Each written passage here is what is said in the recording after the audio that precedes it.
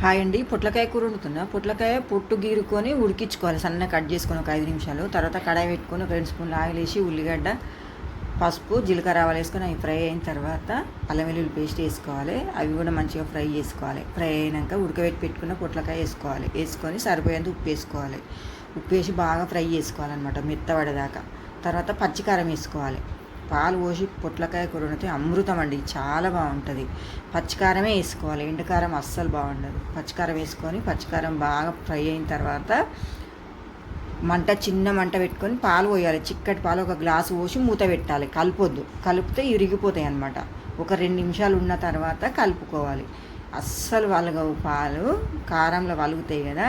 2-3 నిమిషాలు అట్లా ఉంచితే పలగవు అనమాట. చూడండి ఎంత బాగుంది కర్రీ, అమృతం లాగా ఉంటుంది. ఫైనల్గా కొత్తిమీర వేసుకొని స్టవ్ ఆఫ్ చేయాలి. ధనియాల పొడి అస్సలు వేయద్దు, పుట్లకాయలా బాగుండదు. ఓకే అండి, ఎట్లా చేసినా కామెంట్ బాక్స్లో